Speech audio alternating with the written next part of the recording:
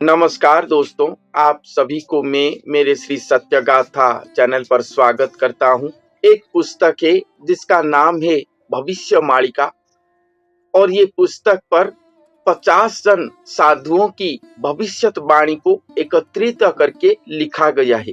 तो ये पुस्तक के पेज नंबर 47 पर संत भीमभोई की भविष्य मालिका से एक पंक्ति को लिखा गया है जिसे मैं आपको सुनाने जा रहा हूँ। तो चलिए सुनते हैं कि क्या लिखे हैं कलियुग की अंतिम लीला को लेकर यहाँ पर इस पंक्ति पर संत भीमभोई ने। कलियुग शेष सत्यर प्रवेश भावी देख भाई माने विभूति विकास म्लेच्छ हेबे नाश देखिब अल्प दिने मो भाई एक ओली भारत अछई। अर्थात यहाँ पर संत कहते हैं कि ये कलियुग शेष हो रहा है और सत्य का प्रवेश हो रहा है और आप सभी भाईगण इसको विचार करके देखो, आपको ये पता लग जाएगा कि कलियुग शेष हो रहा है और सत्य युग का प्रवेश हो रहा है। विभूति विकास म्लेच्छ हेबे नाश, भगवान की विभूति विकास होगा और म्लेच्छ गण नाश होंगे। ये सभी बात देखिबो अल्प दिने, और कुछ ही दिनों के अंदर ये सब देखोगे। इसके लिए अधिक देरी नहीं है। जो कहा गया है कि कलियुग का आयु 4,32,000 वर्ष से ऐसा नहीं होगा, इतना देरी नहीं होगा। बहुत ही निकट भविष्य पर ये सब दिखाई देगा। ऐसे लक्षण गण पूरे पृथ्वी वर्ष पर दिखाई दे रहा है। जब युग क्षय होता है, एक युग क्षय जाता है और एक अन्य युग आता है, उस समय का जो सभी लक्षण है वो सभी लक्षण अभी दिखाई दे रहा है। इसी को देखकर आप सभी भाईगण भी ये विचार कर सकते हैं। एको ओली भारत अछई, एक ओली भारत अर्थात एक प्रहर युद्ध, जो महाभारत युद्ध के एक प्रहर युद्ध बाकी था, कलियुग की अंतिम लीला पर होगा, ये लिखा गया है। वही एक युद्ध बाकी है। डाक देव दिने बिरजा सकती नव कोटि रूप धरी, पापींक रकत पी हेब तृप्त करिबे कुहुक नारी, मो भाई ग्रामे ग्रामे हेब मड़ा भुई। जो एक प्रहर युद्ध बाकी है महाभारत युद्ध का, ये कलियुग की अंतिम लीला समय पर होगा। ये युद्ध समय पर बिरजा देवी अर्थात दुर्गा अंशी कनक दुर्गा जो कहते हैं, वो नवकोटि शक्ति रूप को धारण करके आएंगे और पापी जनों का रक्त पीकर तृप्त होंगे। कुहुक नारी वेश को भी धारण करके पापी जनों की संहार करेंगे। गांव गांव पर मड़ा पड़ेगा अर्थात अत्यधिक मात्रा पर लोग मरेंगे, उनका लाश पड़ के रहेगा। 49 खंड पवन बहिब पर्वत दोहली जीव, चारि मेघ मेली बरसिबे चारि दिग अंधार घोटिब, मो भाई चंद्र सूर्य देखा जीव ना। 49 खंड पवन बहेगा, पर्वत हिल जाएगा, 4 मेघ मिलकर ऐसे बारिश करेंगे कि चतुर्दिग अंधकारमय दिखाई देगा, चंद्र सूर्य दिखाई नहीं देगा, ऐसा भयंकर बारिश होगा। 49 खंड पवन बहेगा अर्थात ये जो साइक्लोन आदि हो रहा है पूरे पृथ्वी पर ये दिखाई दे रहा है, भयंकर साइक्लोन हो रहा है। पर्वत हिल जाएगा अर्थात भूकंप होगा, कहीं पर भूस्खलन होगा, जैसे केदारनाथ ये पर हो रहा है बारिश के समय पर, वैसे होगा। और चारि मेघमेली बरसिबे, 4 मेघ एकत्रित होकर बारिश करेंगे कि अत्यधिक मात्रा पर बारिश होगा।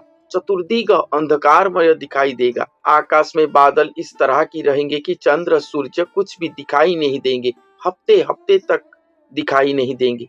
भैरवी डाकरे पृथ्वी कंपिब, दुष्ट होइबे विनाश, 64 चुग्नी खपर को घेनी बुली खाइबे मांस, मो भाई लह लह जीभ को बुलाई। उस समय भैरवी डाक सुनाई देगा, उनके डाक पर पृथ्वी कंपमान होगा, दुष्ट जन विनाश होंगे।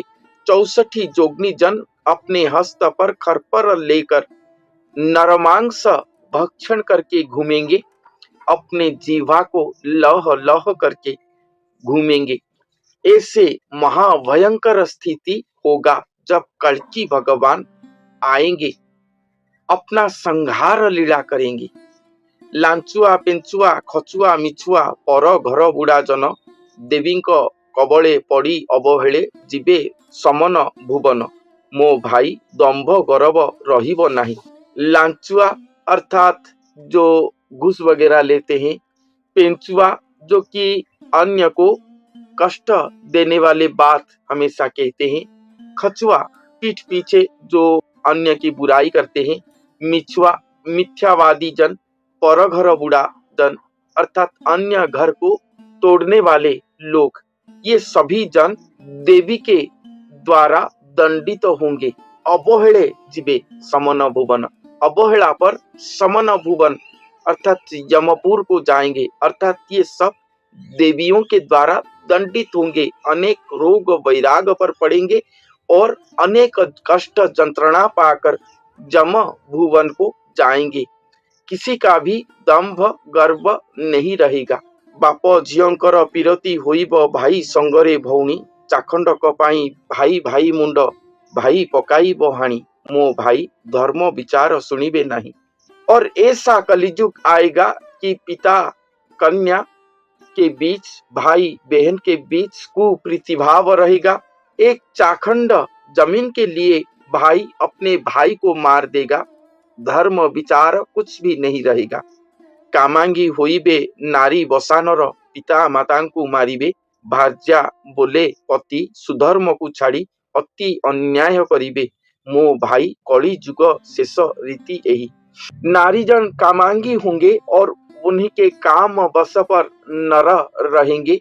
नारी के काम वासना पर रहकर पुत्र अपने पिता माता को मार देंगे। पत्नी के मोह पर पड़ के पति अपने सुधर्म को त्याज्य करेंगे और अति अन्याय आचरण करेंगे। ये कलिजुग शेष रीति इसी तरह की होगा। ऐसे जब कलिजुग का अंतिम समय आएगा तब ये सभी लक्षण दिखाई देगा।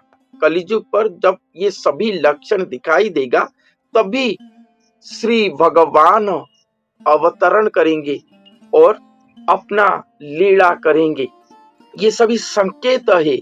आप जब समाज पर ये सभी लक्षण को देखोगे तभी जान लेना कि भगवान के आने की समय हो गया है।